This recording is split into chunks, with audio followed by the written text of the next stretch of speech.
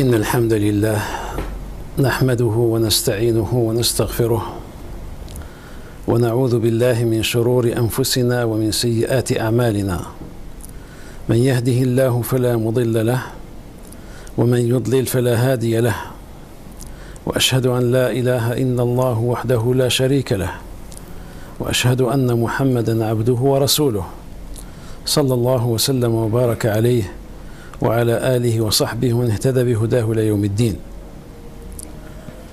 أما بعد،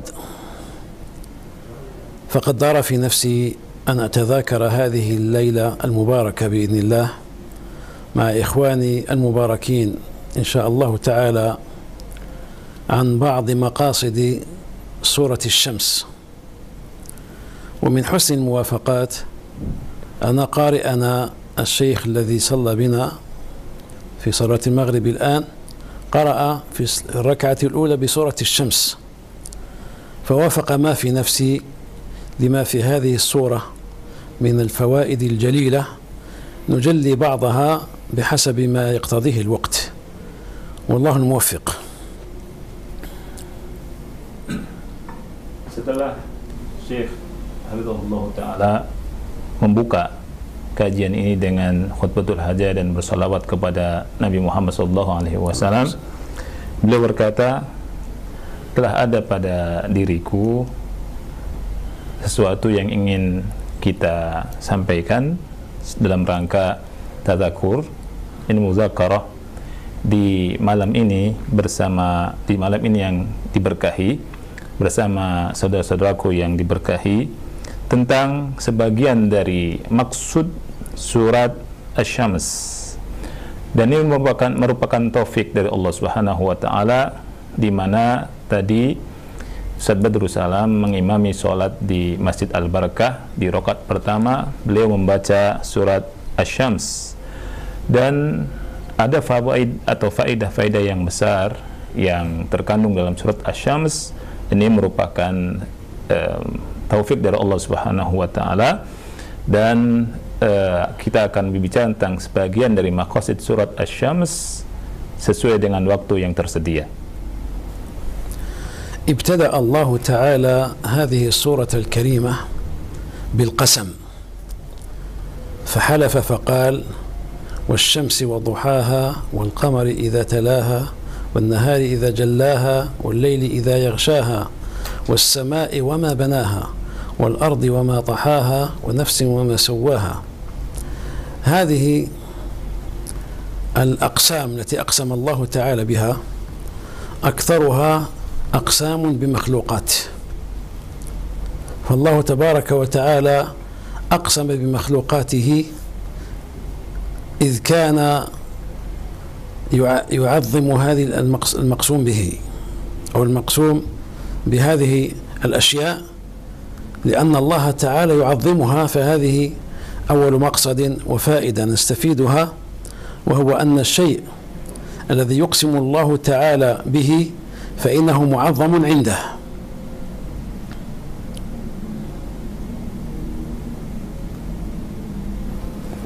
Ya, Allah Subhanahu wa taala memulai surat ini dengan sumpah. Allah Subhanahu wa taala berfirman: "Wasyamsi wadhuhaha wal qamari idza talaha wan nahari idza jallaha wal laili idza yaghshaha was samai wama banaha wal ardi wama tuhaha wa nafsi wama sawwaha." Artinya, demi matahari dan sinarnya di pagi hari, dan demi bulan apabila mengiringinya, dan demi siang apabila dia menampakkannya, dan demi malam apabila dia menutupinya, demi langit dan pembinaannya, dan demi bumi dan serta penghamparannya, dan demi jiwa serta penyempurnaannya. Hadhil aqsam, sumpah-sumpah ini kebanyakan adalah sumpah-sumpah dengan makhluk. Allah Subhanahu wa taala bersumpah dengan makhluk-makhluknya yang agung. Allah Subhanahu wa taala bersumpah dengan makhluk-makhluknya yang agung. Di sini ada faedah, di mana sumpah Allah dengan makhluknya agung merupakan sesuatu yang besar di sisi Allah Subhanahu wa taala. والمقصد الثاني أن الله تبارك وتعالى إذا أقسم على شيء أقسم بشيء على شيء، أي المقسم عليه، أو كما يقال جواب القسم يكون أيضا معظما، أي إن الله تعالى يريد لفت انتباهنا إلى شيء مهم حين يقسم، لا سيما إذا قدم بأقسام متعددة لما سيقوله لنا، وهو قوله تعالى: قد أفلح من زكاها وقد خاب من دساها.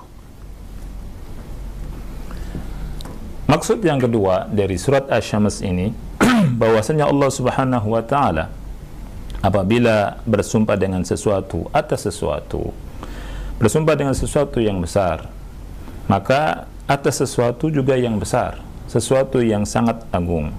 Allah bersumpah dengan berbagai macam makhluknya yang besar di sini tentang apa yang akan Allah firmankan setelahnya, yakni firman-Nya qad aflaha man zakkaha wa qad khaba man dassaha. Sungguh beruntunglah orang yang mensucikan jiwanya dan merugilah orang yang mengotori jiwanya. المقصد الثالث أنه لا يجوز للمخلوقين أن يقسموا بالمخلوقين، فإن الله تعالى يقسم بما شاء على ما شاء، وأما العبد المؤمن فلا يقسم بمخلوق، إنما يقسم برب المخلوقين، وذلك لأن النبي صلى الله عليه وسلم قال: من حلف بغير الله فقد كفر أو أشرك، كما جاء في صحيح البخاري. فالمسلم لا يحلف بأبيه، فقد سمع النبي صلى الله عليه وسلم عمر بن الخطاب يحلف بأبيه فنهاه وقال: لا تحلفوا بآبائكم، من كان حالفا فليحلف بالله أو ليصمت، رواه البخاري ومسلم. فهذا ينبغي للمسلم أن يدركه. نسمع نحن عندنا في بعض بلداننا من يحلف بأبيه أو برأس أمه، هذا كله لا يجوز، فهو يعظم ويحترم أباه وأمه، لكن لا يجوز له أن يحلف بعد هذا الحديث النبوي الشريف بغير الله تبارك وتعالى. وفي بعض البلاد كبلاد مصر يحلفون بالنبي فيقول أحدهم والنبي، وهذا أيضا لا يجوز، فالنبي صلى الله عليه وسلم معظم محترم مكرم مقتدى به، ومن يقتدي به يترك الحلف به، لأن الرسول صلى الله عليه وسلم قال: ما سمعتم في بعض البلاد يحلفون بالكعبة، يقول والكعبة، الكعبة معظمة، لكن لا يجوز لك أن تحلف بها، ذاك لله تبارك وتعالى وليس لك.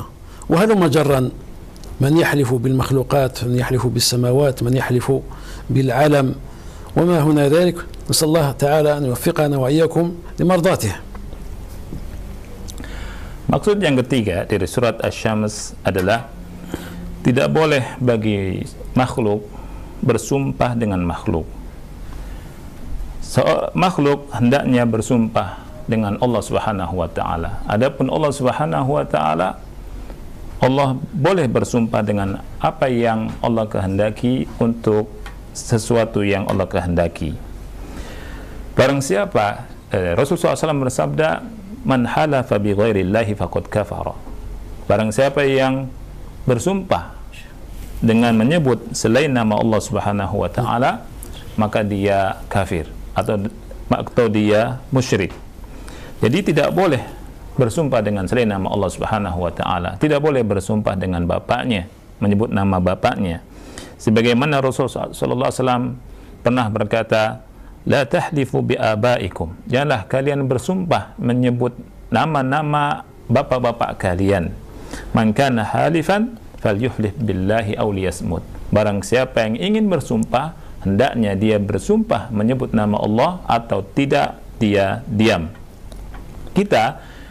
Di sebagian kita ada orang yang bersumpah dengan menyebut bapaknya, nama bapaknya, menyebut ibunya. Ini tidak boleh. Bapak dan ibu adalah orang tua yang dimuliakan, tetapi tidak boleh kita bersumpah dengan bapak dan ibu kita. Dan di sebagian negeri seperti di negeri Mesir, ya, ada orang yang bersumpah dengan nama Nabi, ya, wan nabi, demi nabi, dan ini pun tidak boleh. Nabi Muhammad SAW adalah nabi yang dimuliakan, tetapi tidak boleh kita bersumpah dengan menyebut nama nabi. Nabi betul kita ikuti sebagai qudwah kita, dan setelah Nabi berkata tidak boleh ya bersumpah dengan selain Allah, maka kita mengikuti Nabi SAW. Kita tidak boleh bersumpah dengan selain nama Allah. Sebagian lagi ada yang bersumpah dengan Ka'bah, wal Ka'bah, demi Ka'bah. Ini tidak boleh, la yajuz, ya. Jadi tidak boleh bersumpah dengan selain Allah Subhanahu wa ta'ala, apakah dengan langit atau dengan alam dan seterusnya. وهذا الشرك لمن حلف بغير الله للعلماء فيه تفصيل. يكون شركا أصغر إذا كان حلف بغير الله تعالى غير معظم للمحلوف به كتعظيم الله. أما إذا عظم المحلوف به كتعظيم الله خرج من ملة الإسلام. وقد يستغرب الواحد منكم كيف يقسم المرء بمخلوق معظما إياه كتعظيم الله. نقول هذا موجود، فقد حصل أن بعض الناس وقع في مخالفة فاستحلفوه بالله، فحلف بالله كاذبا متهاونا باسم الله عز وجل أن يبذله في مثل هذا الشيء الذي ينال به سخط الله.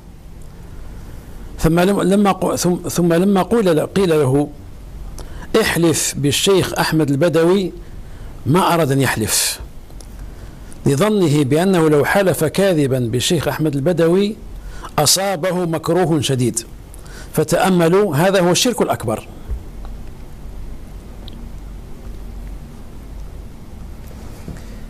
Kesyirikan ini artinya kesyirikan dengan bersumpah menyebut selain nama Allah Subhanahu wa ta'ala, ada perinciannya yang disebutkan oleh ulama.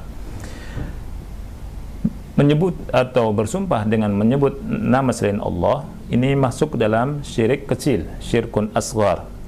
Apabila orang yang bersumpah tidak mengagungkan seperti mengagungkan yang disumpahi, seperti pengagungannya kepada Allah Subhanahu wa ta'ala. Adapun jika mengagungkan seperti mengagungkan Allah Subhanahu wa ta'ala, maka dia keluar dari Islam. Mungkin ada yang aneh ya tentang hal ini. Apakah ada orang yang bersumpah dengan sesuatu, dengan makhluk, dia mengagungkannya seperti mengagungkan kepada Allah Subhanahu wa ta'ala? Jawabannya tentunya ada.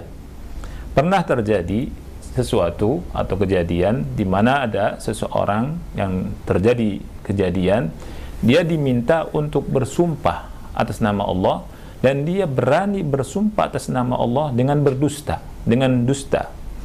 Tetapi ketika dia diminta untuk bersumpah dengan nama selain Allah seperti Ahmad Badawi, dia tidak mau bersumpah. Karena apa? Karena dia mengagungkan makhluk ini.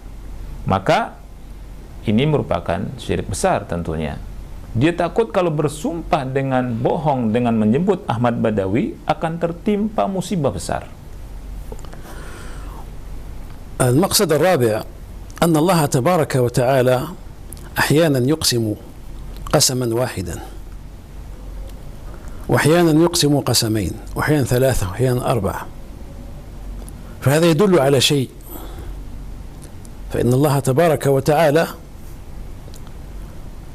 قد قال فلا وربك لا يؤمنون حتى يحكموك فيما شجر بينهم.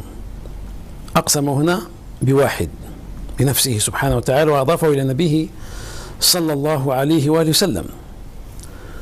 وقد يقسم ربنا تبارك وتعالى قسمين فيقول نون والقلم وما يسطرون، إذا أدخلنا ما يسطرون في القلم. وقد يقسم الله تبارك وتعالى بقسمين كقوله لا أقسم بيوم القيامة ولا أقسم بالنفس اللوامة، اثنتان. وقد يقسم بثلاث كقوله تعالى لا أقسم بهذا البلد ووالد وما ولد، ثلاثة. وقد يقسم الله تبارك وتعالى بأربع وبخمس إلى آخره يقول والليل إذا يغشى والنهار إذا تجلى وما خلق الذكر والأنثى إلى آخره. ويقول والطور وكتاب مسطور في رق منشور، وهل مجرا يقسم 4 5 6 أشياء. لكن الملاحظ أن الله تبارك وتعالى في سورة الشمس أقسم بعدد لا يوجد في سورة أخرى. أطول قسم في القرآن الكريم هو الذي جاء في هذه السورة القصيرة، سورة الشمس. والشمس وضحاها والقمر إذا تلاها والنهار إذا جلاها والليل إذا يغشاها والسماء وما بناها والأرض وما طحاها ونفس وما سواها فألهمها فجورها وتقواها قد أفلح من زكاها وقد خاب من دساها. 11 قسما، أي أقسم الله تعالى ب11 أشياء. هذا يدل على شيء مهم، أن المقسم عليه أمر مهم، فأعطوه سمعكم وانتبهوا لكم لما سنذكره إن شاء الله تعالى. Maksud yang keempat dari surat Asy-Syams bahwa Allah Tabaraka wa Ta'ala terkadang bersumpah dengan 1, terkadang bersumpah dengan 2, terkadang dengan 3, terkadang dengan 4. Dan ini menunjukkan tentang sesuatu hal. Contoh Allah bersumpah dengan 1 sumpah adalah fala wa rabbika la yu'minun hatta yuhakkimuka fima syajara bainahum. Demi Rabbmu, mereka tidak beriman sehingga menjadikan engkau, wahai Muhammad, sebagai hakim terhadap apa yang mereka perselisihan. Ini 1. Terkadang Allah bersumpah dengan 2, seperti firman Allah, Nun wal qalami wa ma yasturun. Nun, demi kolam dan apa yang dicatat. Di sini Allah bersumpah dengan 2. Kemudian terkadang Allah bersumpah dengan 2, contohnya la uqsimu biyaumil qiyamah wa la uqsimu bin nafsil lawwamah. Ini juga 2. Terkadang Allah bersumpah dengan 3. Contohnya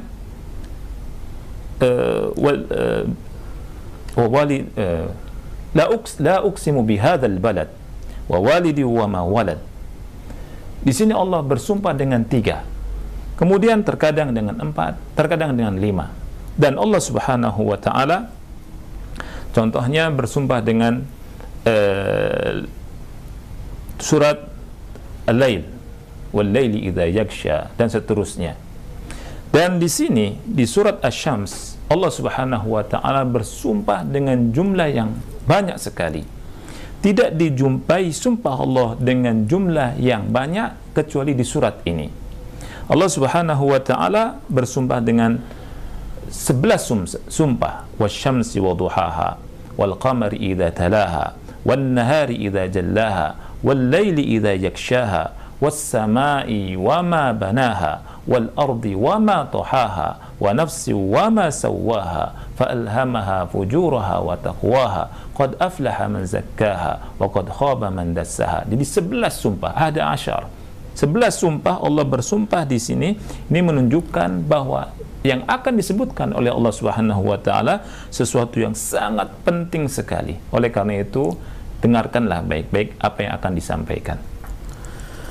هذا الذي يذكره ربنا تبارك وتعالى أي الحديث عن النفس البشرية وتزكيتها له تعلق بالمقسم عليها، لأن حياة الإنسان بين نور وظلام، فإذا زكى نفسه تنور، وإذا دس نفسه وحرمها التزكية أظلم قلبه، أظلمت حياته. فهذا مقصد خامس نعرف به المناسبة التي بين المقسم به والمقسم عليه، وهكذا النفس تدور بين ظلمة ونور.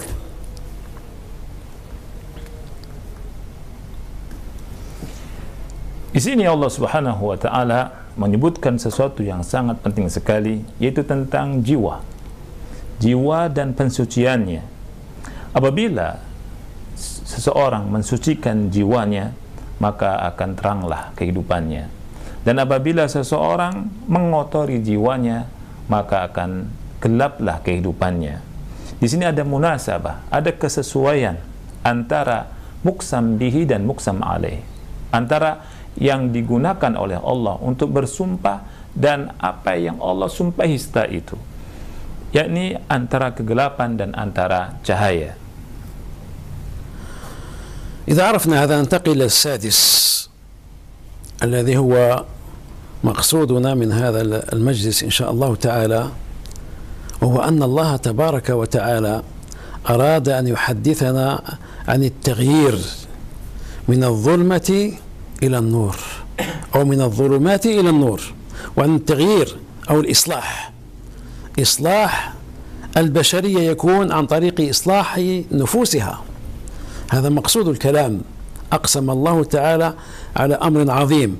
ما هو هذا الأمر العظيم؟ ألا وهو إصلاح النفس.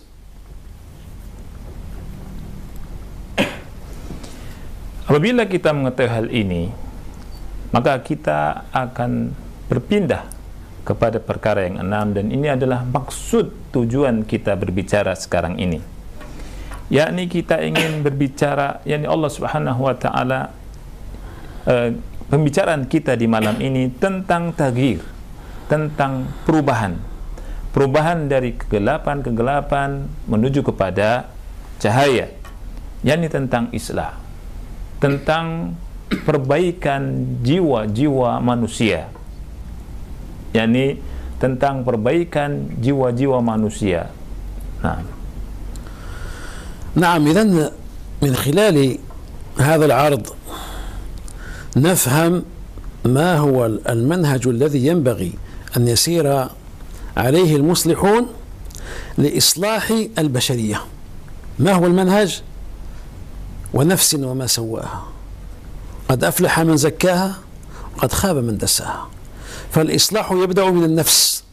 فلاحظوا هذا القسم العظيم كله من أجل أن نخلص إلى هذه الفائدة العظيمة يستفيدها الدعاة والمصلحون والعلماء والمربون والمرشدون.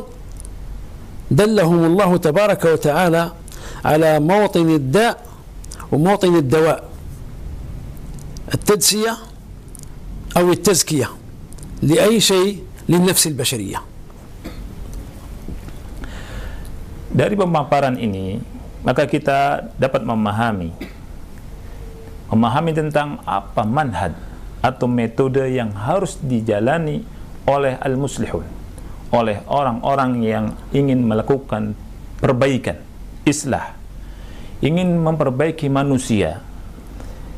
Kita perhatikan firman Allah Subhanahu wa Ta'ala, wa nafsi wa ma sawwaha, demi jiwa serta penyempurnaannya. Qad aflaha man zakkaha, sungguh telah beruntung orang yang mensucikan jiwanya. Wa qad khaba man dassaha, dan telah merugi orang yang mengotori jiwanya. Maka dari sini kita mengetahui bahwa islah, perbaikan yang pertama kali adalah perbaikan jiwa. Ini agar diketahui oleh orang-orang yang ingin melakukan islah, agar bisa diambil faedahnya oleh para da'i, oleh mereka orang-orang mursyidun yang memberikan bimbingan, orang-orang yang memberikan islah. Hendaknya mereka tahu penyakitnya, kemudian mereka tahu obatnya. من الناس من الدعاة من يظن أن التغيير والإصلاح مرهون بالإصلاح الحضري الاقتصادي، فيقول إذا رفعنا المستوى المعيشي للناس أصلحناهم. ومن الناس من المصلحين أو من العاملين في طريق الإصلاح في ظنهم يرون أنهم إذا أصلحوا الحكم أصلحوا الناس وأسعدوهم. ومن الناس من يظن أن الإصلاح الإداري كفيل بإسعاد البشرية، وهكذا يختلفون في مدارج الإصلاح. لكن الله تبارك وتعالى أرشدنا إلى النفس وقال إن الله لا يغير ما بقوم حتى يغيروا ما بأنفسهم وإذا أراد الله بقوم سوءا فلا مرد له وما لهم من دونه من وال. فبين أن الإصلاح لا يكون بإصلاح اقتصادياتهم وإن كان الاقتصاد مهما ومطلوبا، ولا يكون بإصلاح قواتهم وإن كان هذا مطلوبا، ولا يكون بإصلاح حكوماتهم وإن كان هذا مطلوبا، لكن نتكلم عن الأصل أولا الذي يركز عليه، وثانيا عن الشيء الذي يبتدأ به.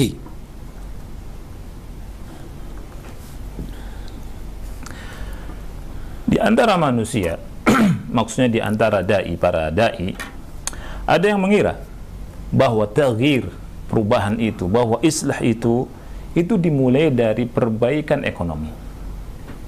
Mereka berkata, kita tidak mungkin memperbaiki umat kecuali dengan memperbaiki ekonominya dulu. Di antara mereka ada yang mengatakan bahwa permulaan islah atau taghyir, perubahan, perombakan dan islah adalah dari hukum. Tidak mungkin memperbaiki umat kecuali dari hukumnya dulu. Di antara manusia juga ada yang mengatakan bahwa memulainya dari idari, ya, dari manajemen. Nah, demikianlah manusia berbeda-beda dalam pandangan mereka tentang taghyir, tentang islah. Akan tetapi Allah Subhanahu wa taala membimbing kita kepada islah yang benar. Allah Subhanahu wa taala berfirman, "Innallaha la yughayyiru ma biqaumin hatta yughayyiru ma bi anfusihim." Sesungguhnya Allah Subhanahu wa taala tidak akan mengubah nasib suatu kaum sehingga mereka mengubah diri mereka sendiri. Allah Subhanahu wa taala menjelaskan bahwa islah itu dimulai dengan diri, dengan jiwa, bukan dengan ekonomi dulu. Walaupun tentang ekonomi penting dan dituntut, bukan dimulai dari kekuatan mereka dulu, walaupun tentunya kekuatan itu penting dan dituntut, bukan dimulai dari pemerintahannya dulu, walaupun ini sesuatu yang penting. Akan tetapi Allah Subhanahu wa taala memberikan keterangan, bimbingan pada kita tentang dasar pokok daripada islah, daripada perubahan yang baik. هذه الآية من سورة الرعد إن الله لا يغير ما بقوم حتى يغيروا ما بأنفسهم جاءت في الإصلاح من الشر إلى الخير. وتكلم ربنا عز وجل عن التغيير من الخير إلى الشر، فقال في سورة الأنفال ذلك بأن الله لم يكن مغيرا نعمة أنعمها على قوم حتى يغيروا ما بأنفسهم. إذن يدور الأمر حول إصلاح واحد وطريق واحد. كان الناس في خير أو كان الناس في شر فإن التغيير يبدأ من نفس البشرية.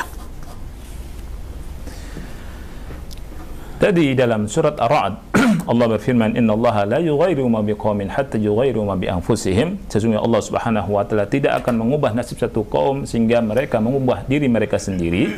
Di sini kita mengetahui bahwa islah, perubahan ini dari keburukan menjadi kepada kebaikan. Di sana ada islah, ada perubahan dari kebaikan menjadi keburukan. Seperti firman-Nya apa yang Allah kabarkan, "Dzalika bi anna Allah lam yakun mughayyiran ni'matan an'amaha ala qaumin hatta yughayyiru ma bi anfusihim." Dan demikian itu Allah Subhanahu wa taala tidaklah mengubah kenikmatan yang Allah anugerahkan kepada suatu kaum sehingga mereka mengubah kenikmatan tersebut menjadi keburukan. Ini dari kebaikan kepada keburukan karena mereka kufur nikmat kepada Allah Subhanahu wa taala. وهذا حتى عند الصالحين الوضع واحد لا يتخلف، فإن الله تعالى خاطب خير أمة تبعت نبيها عليه الصلاة والسلام ألا وهم الصحابة الكرام رضي الله عنهم وأرضاهم، فقال: وقد أصابهم شيء من العقاب يوم أحد، قال تعالى: أولما أصابتكم مصيبة قد أصبتم مثليها قلتم أن هذا قل هو من عند أنفسكم إن الله على كل شيء قدير. خطاب من الله لأفضل البشرية بعد نبيها صلى الله عليه وسلم في هذه الأمة، خطاب منه سبحانه وتعالى يقول لهم: قل هو من عند أنفسكم أصبتم شيئا مخالفا للشرع فجاءكم العقاب فرد الأمر إلى النفس. Ini perkaranya satu, walaupun di hadapan orang-orang yang soleh, dan ini tidak akan berubah perkara ini. Allah Subhanahu wa Ta'ala pernah mengkhitab, pernah berbicara langsung kepada orang yang terbaik dari kalangan umat ini. Allah berbicara menyuruh kepada orang yang terbaik daripada umat ini, yakni para sahabat Nabi Muhammad sallallahu alaihi wasallam ketika terjadi kekalahan di peperangan Uhud. Awalamma asabatkum musibatun qad asabtum mithlaiha qultum anna hadha qul huwa min 'indi anfusikum innallaha 'ala kulli syai'in qadir. Atau apakah ketika kalian ditimpa musibah kekalahan di perang Uhud, padahal kalian telah menimpakan kekalahan terhadap orang-orang kafir di perang Badar 2 kali lipat. Kemudian kalian berkata, qultum anna hadha, kekalahan kita ini dari mana? Kemudian Allah berkata, qul huwa min 'indi anfusikum, katakanlah kekalahan itu dari diri kalian sendiri. Sesungguhnya Allah Subhanahu wa Ta'ala Maha mampu untuk melakukan segala sesuatu. Seruan Allah ini kepada orang yang terbaik, yakni para sahabat Rasul sallallahu alaihi wasallam. Kekalahannya dimulai dari jiwa kalian, kata Allah. Qul huwa min 'indi anfusikum. Faraddal amr, Allah mengembalikan perkaranya kepada jiwa. خطاب الله تعالى للبشرية كما سمعتم جاء بإصلاح النفس.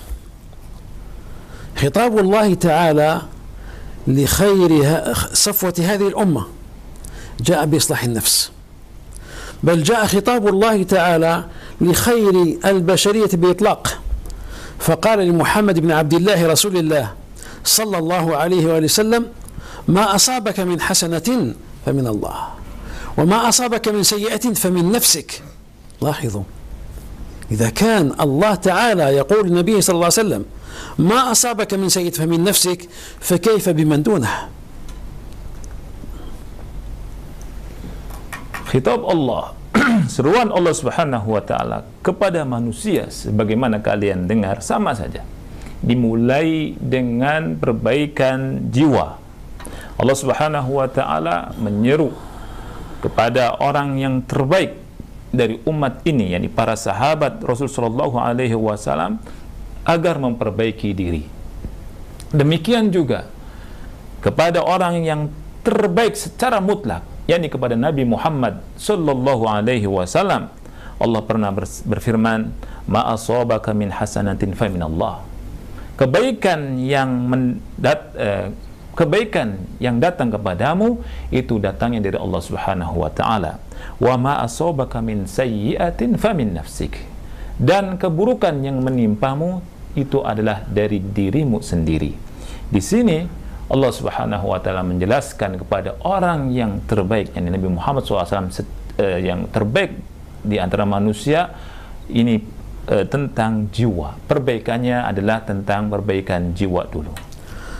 وقد بين لنا رسول الله صلى الله عليه وسلم هذا المنهج العظيم عند افتتاح خطبه، حيث كان بعد الحمد والتوحيد يتعوذ من شيء واحد، يقول: ونعوذ بالله من شرور أنفسنا وسيئات أعمالنا. شر النفس ينتج عنه سيء العمل، هو واحد في حقيقة الأمر، مع أن الشرور كثيرة، فيها شر الشيطان، فيها شر الأعداء، شر الكفار، شر المعاندين للحق، فيها شر الحكام، فيها شر الجيران، فيها شر الأصحاب. هذه كلها لم يتعوذ منها رسول الله صلى الله عليه وسلم. فيها شر الزوجة، شر الأولاد، إن من أزواجكم وأولادكم عدوا لكم فاحذروهم كما قال ربنا عز وجل.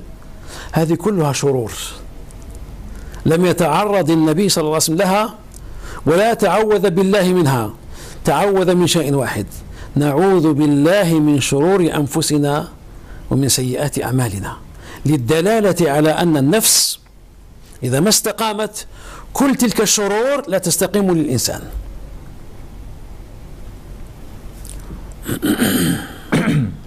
Dan Rasulullah Sallallahu Alaihi Wasallam telah menjelaskan tentang manhaj yang besar ini, manhaj yang agung ini, di mana Rasul Sallallahu Alaihi Wasallam ketika membuka khutbah beliau Sallallahu Alaihi Wasallam setelah memuji Allah Subhanahu Wa Taala, setelah tauhid, beliau berkata, na'udzubillahi min syururi anfusina wa min sayyiati a'malina. Kami berlindung kepada Allah dari keburukan-keburukan jiwa-jiwa kami dan dari keburukan-keburukan amalan-amalan kami. Di sini disebutkan Nabi SAW berlindung dengan dua hal, dari keburukan diri, keburukan jiwa, dan keburukan amal. Dan Nabi SAW tidak menyebutkan keburukan-keburukan yang lain. Padahal keburukan yang itu sangat banyak. Di antaranya adalah keburukan syaitan, kejahatan syaitan, keburukan orang-orang kafir, kejahatan orang-orang kafir, kejahatan tetangga, kejahatan pemimpin, kejahatan saudara, bahkan keburukan istri atau anak. Tidak disebutkan oleh Nabi SAW. Nabi menyebutkan di sini minta perlindungan kepada Allah dari keburukan diri dan dari kejelekan amal-amal.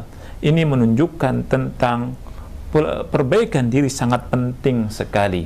Apabila seseorang bisa menghadapi atau terlindung dari keburukan dirinya dan keburukan amalnya, maka dia akan terlindung dari yang lainnya. Tetapi kalau tidak, maka dia akan sulit. نرجع إلى آية سورة آل عمران التي ذكر الله تعالى فيها ما أصاب أصحاب رسول الله صلى الله عليه وسلم من أذى في غزوة أحد. نرجع إليها لأن الله تعالى يقول أولما أصابتكم مصيبة قد أصبتم مثليها. ما معنى مثليها؟ فسره عمر بن الخطاب رضي الله تعالى عنه، قال أما المثل الواضح في غزوة أحد أن الرسول صلى الله عليه وسلم نهى أصحابه في غزوة أحد أن ينزلوا من أعلى الجبل إلى أسفله ولو رأوا المسلمين منتصرين، ولو رأوا الغنائم بين أيديهم. فلما انتصر المسلمون في أول وهلة نزلوا من أعلى الجبل، وكان يصيح بهم أميرهم أنسيتم أمر رسول الله صلى الله عليه وسلم إليكم؟ فنزلوا فدار عليهم العدو وأصابهم ما أصابهم من الأذى، قتل منهم 70، وجرح الرسول صلى الله عليه وسلم في رباعيته وشج في رأسه، وحصل ما حصل بسبب ذلك الذنب، ذنب في غزوة أحد. ما هو الذنب الثاني؟ هذا الذي سنذكره بعد أن يترجم الشيخ بارك الله فيه. Kita kembali ke ayat yang ada dalam surat Al-Imran, di mana Allah Subhanahu wa taala menghabarkan, awalamma asabatkum musibatun qad asabtum mithlaiha. Maka ketika kalian ditimpa dengan kekalahan di perang Uhud, padahal kalian telah menimpakan kekalahan kepada mereka 2 kali lipat. Di antara tafsir dari mithlaiha sebagaimana ditafsirkan oleh Umar adalah dalam peperangan Uhud, ya, dalam peperangan Uhud orang-orang yang ada di atas gunung, pasukan pemanah, diwasiatkan untuk tidak boleh turun walaupun kaum muslimin terlihat menang. Dalam keadaan apapun mereka tidak boleh turun. Tetapi kenyataannya ketika mereka melihat kaum muslimin menang, mereka turun dari atas gunung, meninggalkan perintah Rasulullah SAW sampai amir mereka, pemimpin mereka berkata, anasitum amr rasuli ilaikum, apakah kalian lupa perintah Rasulullah SAW yang Rasul perintahkan kepada kalian untuk tidak turun? Apa yang terjadi? Karena mereka turun, maka terjadilah kekalahan. Terbunuhlah 70 sahabat Rasul sallallahu alaihi wasallam, dan Nabi pun sallallahu alaihi wasallam terluka, dan terjadilah apa yang terjadi dengan sebab dosa ini. الأمر الثاني أو المعصية الثانية هذا مما قد لا تدركه العقول، لكن عمر رضي الله تعالى عنه صاحب القلب الحي تذكر وذكر للناس ما أصابوه من غنائم يوم بدر، وكانت الغنائم لم يشرع بعد تحليلها، لم تحل بعد الغنائم، فعاقبهم الله تبارك وتعالى، وذلك في قصة عجيبة جميلة جدا، وهو أن الرسول صلى الله عليه وسلم لما أخذ بعض الأسارى مساجين من الكفار بعد عقب غزوة أحد، عفوا عقب غزوة بدر، استشار الصحابة ماذا نفعل بهم؟ فاستشار أبا بكر الصديق رضي الله عنه فقال: يا رسول الله هؤلاء عشيرتك، وعسى أن نأخذ منهم الفداء، يعني كل أسير يقدم أهله مالا إلى دولة الإسلام تستفيد منه في مصالح المسلمين ويطلق سراحه، ولعله أن يدخل في الإسلام مستقبلا. فكر عمر رضي الله أبو بكر بهذا التفكير.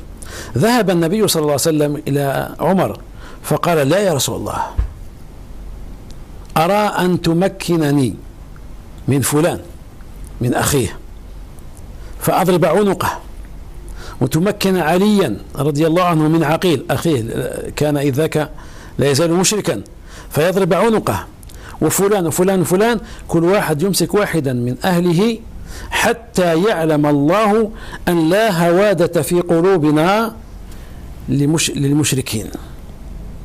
فعمر فكر بهذا التفكير، فهوي النبي صلى الله عليه وسلم رأي أبي بكر وأخذ منهم الفداء، فالله تبارك وتعالى أنزل تأييده لعمر رضي الله تعالى عنه ومخالفته لنبيه صلى الله عليه وسلم ولأبي بكر رضي الله تعالى عنه، فقال: ما كان لنبي أن يكون له أسرى حتى يثخن في الأرض تريدون عرض الدنيا والله يريد الآخرة والله عزيز حكيم، لولا كتاب من الله سبق لمسكم فيما أخذتم عذاب عظيم، فكلوا مما غنمت حلالا طيبا واتقوا الله إن الله غفور رحيم.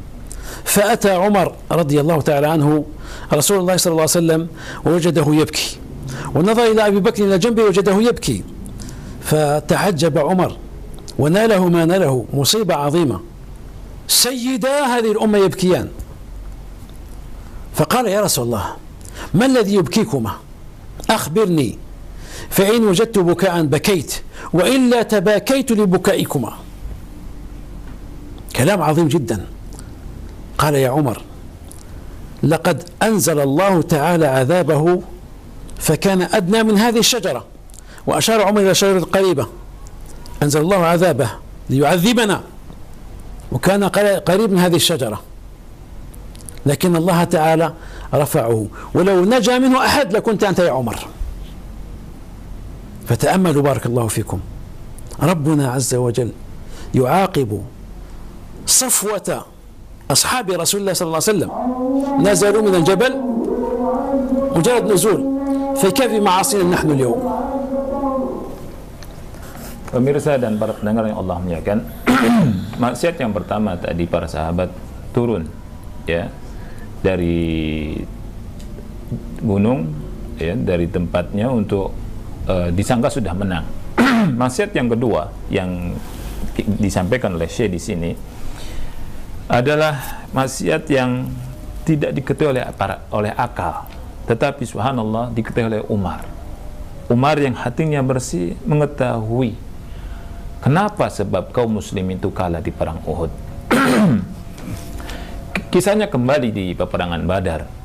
Ketika kaum muslimin mendapatkan kemenangan di peperangan Badar dan waktu itu belum dibolehkan ya ghanimah, belum dibolehkan mereka mengambil ghanimah dari perang Badar, dan Rasul dan para sahabat menawan beberapa tawanan dari orang-orang kafir.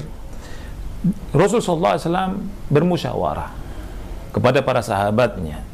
Rasul SAW bertanya kepada Abu Bakar, apa yang kita lakukan dengan tawanan-tawanan ini? Kemudian Abu Bakar berkata, mereka wahai Rasulullah adalah keluarga engkau sendiri. Barangkali kalau dibebaskan mereka menembusnya dengan harta, dan kita ambil, ya, dan mudah-mudahan mereka masuk ke dalam Islam di kemudian hari. Kemudian Rasulullah SAW bermusyawarah kepada Umar bin Khattab radhiyallahu an, dan singkatnya Umar radhiyallahu an tidak sependapat dengan pendapat Abu Bakar Siddiq radhiyallahu an. Ya, dia ingin menyelesaikan tawanan tersebut, dan ternyata yang disetujui oleh Allah Subhanahu wa taala adalah pendapatnya Umar radhiyallahu an. Sampai Allah Subhanahu wa taala menurunkan firman-Nya, "Ma kana linabiyyin ay yakuna lahu asra hatta yuskhina fil ard turiduna aradad dunya wallahu yuridul akhirah wallahu azizun hakim." Artinya, tidaklah pantas bagi seorang nabi mempunyai tawanan sebelum dia dapat melumpuhkan musuhnya di bumi. Turiduna aradad dunya, kalian menghendaki harta benda dunia, sedangkan Allah menghendaki akhirat. Wallahu azizun hakim, dan Allah maha perkasa lagi maha bijaksana.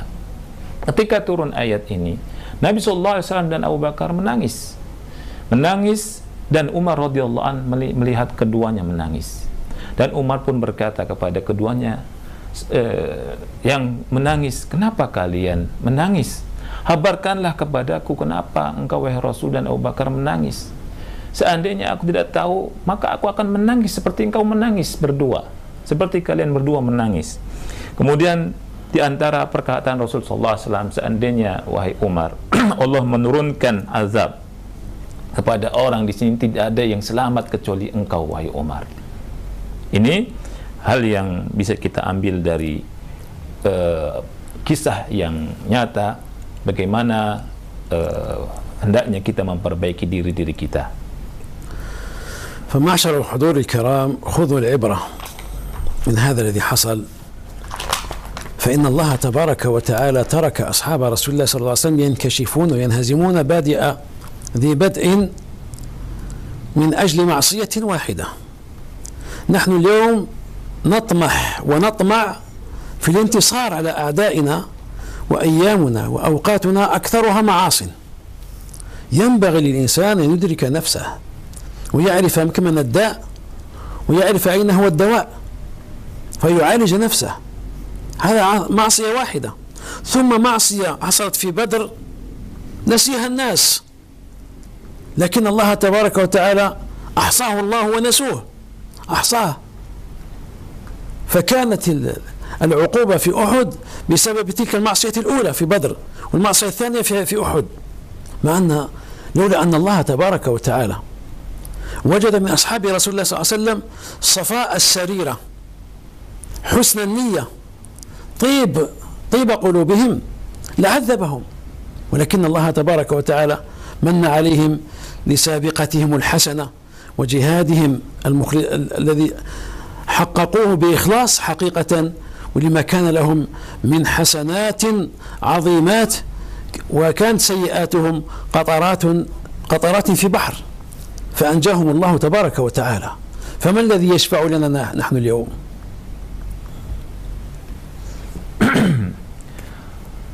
Wahai saudara-saudaraku, ambillah ibrah, pelajaran dari ini. Mereka kita lihat kalah karena satu maksiat yang mereka lakukan, sedangkan kita sekarang ingin mendapatkan kemenangan dari Allah Subhanahu wa taala, tetapi kita banyak melakukan maksiat.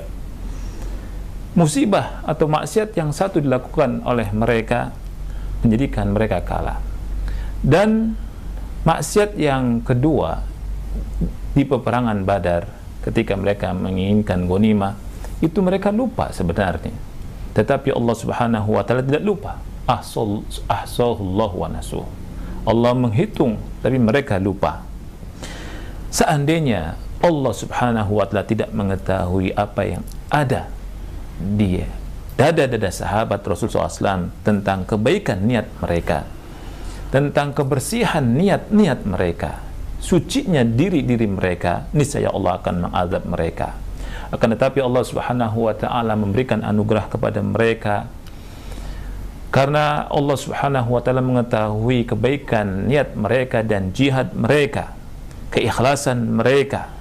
Maka kebaikan-kebaikan mereka yang sangat banyak itu dibandingkan dengan kesalahan-kesalahan mereka yang sedikit, ya, itu mendatangkan rahmat Allah Subhanahu wa taala kepada mereka. Kesalahan-kesalahan mereka bagaikan seperti tetesan air di lautan. نختم هذا المجلس المبارك بالتذكير بسابعة مقاصد هذه السورة الشريفة، ألا وهو أن الله تبارك وتعالى لم يذكر في هذه السورة سوى قصة قوم ثمود، كذبت ثمود بطغواها. ذكر ابن القيم رحمه الله تعالى السر في ذلك، قال إن أدنى قوم وقعوا في معصية هم قوم ثمود. هؤلاء قاموا بمعصية الله تبارك وتعالى في سقيا ناقة وعدم سقيها، فإن الله تبارك وتعالى دمرهم. قال ابن القيم لبيان أن أدنى ذنب يؤثر في زكاة النفس يحرمها زكاتها، وهذه مناسبة بديعة يذكرها، لأن أذية حيوان بعد الوقوع في الشرك ليس كأذية بني إنسان عند مدين بعد الوقوع في الشرك، ليس كأذية بني إنسان، أذية شنيعة جدا التي عمل قوم لوط بعد شركهم، ليست كأذية نوح عليه الصلاة والسلام الذين وقع قومه في الشرك وما ردوا به عليه إلى آخر ما هنالك. فذكر أدنى معاصي هؤلاء الأقوام لبيان أن لا تستهينوا بالمعاصي، فإن عواقب المعاصي وخيمة جدا، والله يعصمني وإياكم من كل سوء ويوفقني وإياكم لما يحب ويرضى، والحمد لله رب العالمين. Kita tutup pembicaraan kita ini atau majelis kita ini dengan maksud yang ketujuh dari surat ini, di mana Allah Subhanahu wa taala tidak menyebutkan di dalam surat ini melainkan kisah kaum Tsamud. Ada rahasia yang disebutkan oleh Ibnu Qayyim rahimahullahu taala tentang hal ini, di mana beliau berkata, sesungguhnya dosa yang dilakukan oleh kaum Tsamud adalah dosa yang paling kecil atau rendah dibandingkan dosa-dosa dari yang dilakukan oleh kaum-kaum yang lainnya. Tetapi dosa ini mempengaruhi atau mengharamkan zakatun nafas, pensucian jiwa. Menyakiti hewan tidak seperti menyakiti manusia. Kalau kita lihat dosa yang dilakukan oleh kaum Lut, ini dosanya luar biasa sekali. Dan di sini kita menyebutkan hal ini, menyampaikan hal ini dalam rangka supaya kita tidak menyepelekan maksiat. Oleh karena itu, janganlah menyepelekan maksiat, karena akibat dari maksiat sangat mengerikan sekali. Kemudian beliau menutup majelis kita dengan berselawat kepada Nabi Muhammad SAW. Barakallahu fikum wa thabakum. Jazakumullah khair, kami sampaikan kepada Fadilat Syekh Abdul Malik bin Ahmad Ramadhani Al-Jazairi yang telah meluangkan waktu. Jazakumullah khair Syekh. Wa iyyakum hafizakumullah. Dan juga jazakallah khair pada Ustaz Abu Ya'la Qurnaidi yang telah menerjemahkan faidah-faidah dari Mutiara Hikmah Surat Asy-Syams, dan semoga apa yang kita simak dan kita pelajari nasihat yang bermanfaat, semoga memudahkan dan memberikan taufik kepada kita untuk bisa mengamalkan ilmu yang kita pelajari dan menjadikan bekal dalam kehidupan dunia ini. Barakallahu fikum. Dan kita akhiri dengan kafaratul majlis. Subhanakallahumma wa bihamdik, asyhadu an la ilaha illa ant, astaghfiruka wa atubu ilaik. Assalamualaikum warahmatullahi wabarakatuh.